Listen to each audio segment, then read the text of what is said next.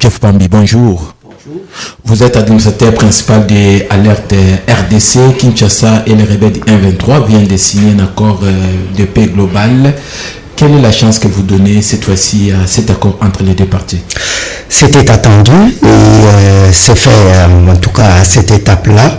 Nous pensons que c'est une démarche qui va nous conduire vers la résolution globale du problème auquel nous faisons face dans notre pays, problème d'insécurité grandissant, problème d'évasion ou d'occupation de notre pays.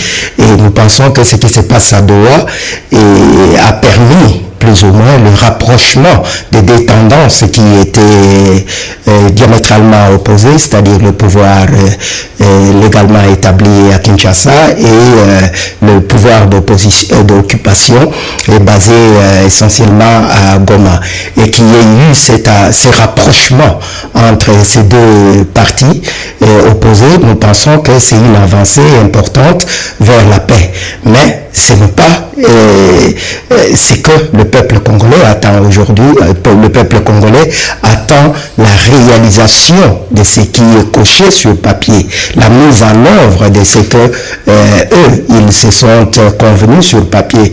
Vous vous souviendrez que ce n'est pas la première fois que on a signé, ou du moins ils ont signé ce genre d'accord, et celui qu'on a signé aujourd'hui n'est qu'un accord global, et sa mise en œuvre dépend des autres accords qui vont suivre, c'est-à-dire qui seront techniques ou sectoriels. Dans chaque matière, il faudrait qu'il y ait une résolution ou un petit accord qui sera le fruit ou la résultante de d'autres discussions. Et donc, on peut dire qu'on est à la case du départ, et il y a cette bonne intention déjà, ce qui peut être dit de positif. Voilà. Mais on est toujours à la case de départ, oui. Mais l'accord prévoit des matières principales, notamment le cessez-le-feu et l'échange des prisonniers. Vous croyez que les deux matières-là suffisent pour parler réellement de la paix dans la partie? Il y a ces matières-là, mais il y en a d'autres. Entre autres, le cessez-le-feu, qui est un préalable essentiel dans des discussions armées, c'est-à-dire on dépose d'abord les armes, on se met à parler, et puis voilà. Et il y a l'échange des prisonniers, qui est aussi un élément essentiel. Les deux sont des éléments essentiels d'entrée en matière. Cette étape-là va permettre à ce que les deux parties entrent à la matière proprement dite. Et la matière, en réalité, reste ce qui est dit vers la fin, notamment l'adresse des causes profondes du conflit. Parce que si on est en conflit, si on se met à discuter, on se met autour d'une table, et ça veut dire qu'on est face à un problème. Quel est ce problème? C'est là où je pense que les Romains vont s'empoigner, comme on dit, parce que chaque partie va vouloir tirer le droit de son côté, et ça demande beaucoup d'intelligence, beaucoup de patience et beaucoup de courage et de détermination pour arriver à bout. Sans parler de la chance, vous croyez que cette fois-ci, les rebelles du 1-23 ne vont pas faire volte-face et vont respecter l'accord, et finalement, ils vont se retirer des sites où ils occupent Iketmoun, comme on dit? Ils vont tirer chacun du droit de son côté, ils vont s'entre-accuser, comme on l'a toujours vécu jusque-là. À chaque fois, ils disent c'est X qui a violé le cessez-le-feu. Ça va continuer comme ça, et ce sont des pratiques courantes qui sont connues dans ce genre de matière. Mais pensez qu'à ce stade ici, et que les M23 ou les M23 AFC et consorts, et qu'ils vont libérer les espaces qu'ils occupent aujourd'hui, pour aller où? Et puis pour les remplacer par quoi? Parce que eux, ils pensent qu'ils sont là, ils devraient être là. Et dans cet accord, on évoque aussi, et notamment, le rétablissement de l'autorité de l'État. Et lorsqu'on parle, il faudrait peut-être voir le premier accord qui était signé, accord d'intention qui était signé avant celui-ci. Et là, on parle du rétablissement de l'autorité de l'État.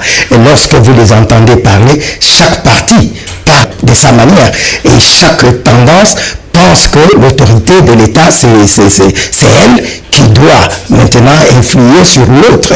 Et donc, ça sera une matière très déterminante parce que il faut se dire qu'en conflit, chacun veut avoir une primauté sur l'autre. Vous préconisez comme solution pour que la paix revienne dans la partie SCPI? Non. La paix que nous préconisons, c'est une paix globale. Pas la paix exclusivement sur la partie est du pays, mais c'est dans la paix en République démocratique du Congo. Parce que ce qui se traite à Doha aujourd'hui et à Washington concerne le Rwanda et la RDC, disons le gouvernement rwandais, le gouvernement congolais et les rebelles, comme on les appelle, des AFC M23. Mais au-delà de cette partie nord et sud Kivu, avec ce que nous venons de citer, il y a aussi du Touri avec l'Ouganda, et puis il y a tout ce qui se passe le Mobondo à l'ouest. Donc cette question de la paix en RDC doit être prise de manière globale. Mais lorsque nous allons de manière sectorielle, c'est l'approche choisie par le gouvernement de Kinshasa, mais que nous pensons est une approche pas très adaptée. Mais puisque c'est eux qui sont là et c'est à eux de prendre des initiatives, eh bien, nous les encourageons à faire ce qu'ils faut faire. La formule est là. Et aujourd'hui, au niveau où nous en sommes, considérant le rapport de force sur le terrain qui n'est pas très en notre faveur, nous pensons que la meilleure approche aujourd'hui serait un dialogue inclusif entre Congolais.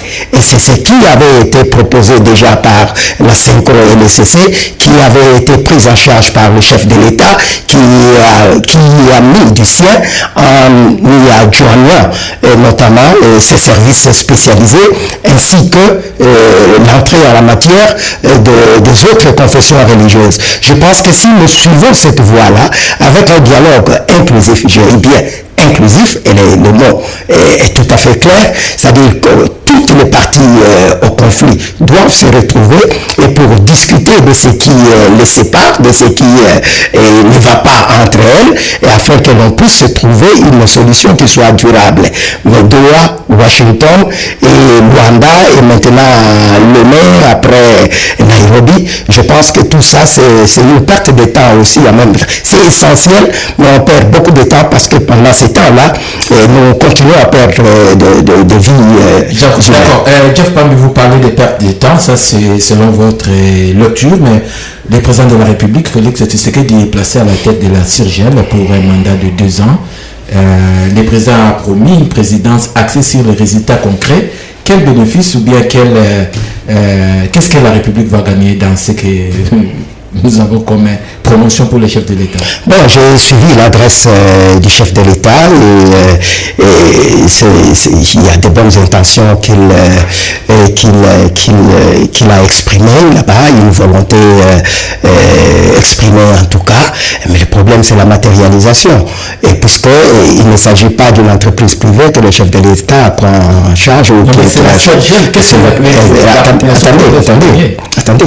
Et c'est une entreprise complexe, la CIRGL, où dedans il y a des partis antagonistes, et c'est-à-dire chacun veut prendre un morceau de l'autre, et ici il se trouve qu'il y a Kagame, il y a Museveni qui veulent prendre qui veut le pied de Tshisekedi, l'autre veut la main ou l'œil de Tshisekedi. Est-ce qu'ils vont laisser Tshisekedi faire ce qu'il veut? C'est là toute la question. Mais il est essentiel que nous y soyons parce que nous y sommes déjà, et il faudrait mettre en place toute l'intelligence, et ici Alerte RDC notamment avait déjà proposé un jeu démocratique dans le sens de l'implication de la population à la base pendant cette période de règne de la RDC, parce qu'il ne s'agit pas en fait de Félix Tshisekedi, mais il s'agit de la RDC, c'est-à-dire c'est la RDC qui préside la CIRGL, et que là, Alerte RDC étant un acteur important et qui est essentiellement fait de la jeunesse et des femmes, et nous avons proposé déjà, nous avons suggéré au ministre de l'intégration régionale un mécanisme pour consolider cette paix à la base. D'accord. Profitant de cette position, est-ce que le président a la possibilité de demander à Vital et de demander à Kagame de se retirer automatiquement du pays, ou bien demander aux pays membres de la CIRGL d'isoler ils ne le feront pas. Ils ne le feront pas parce que chaque État a ses intérêts. Et aujourd'hui, nous sommes allés vers les États-Unis avec l'idée que les États-Unis viendraient imposer une sécurité, la paix en RDC en chassant Kagame.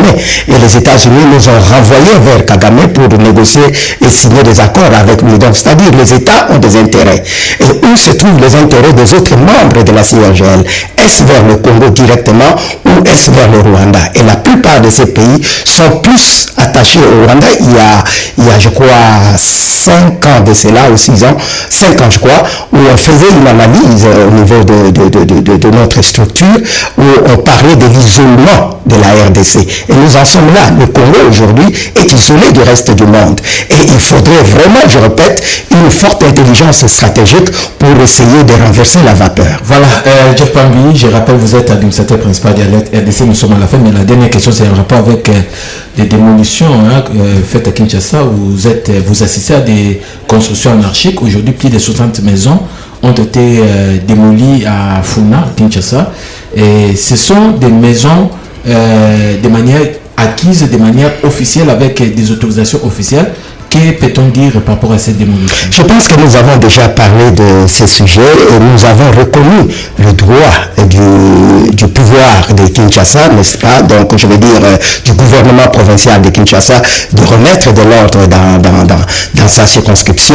Mais le problème ici, ce n'est pas que parce qu'on est gouverneur ou parce que on règne, qu'il faut édicter les règles même qui n'existent pas. Et ici, les règles veulent que pour que quelqu'un construise, il doit avoir une autorisation. Et ces gens qui ont construit là-bas ont acheté ces parcelles de quelque part. Et l'autorité urbaine en est très souvent la personne qui est morale, bien sûr, qui donne l'autorisation et même qui a vendu ces places-là.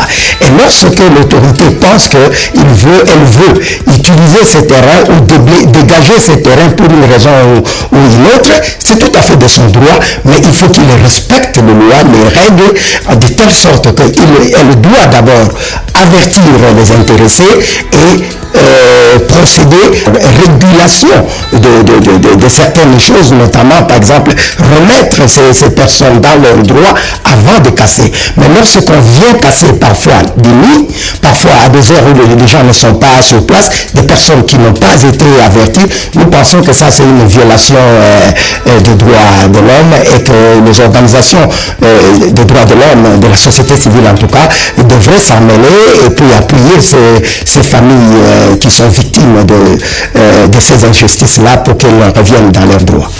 Jeff Pambi, je rappelle, vous êtes administrateur principal de la RDC. Merci d'avoir répondu à nos questions.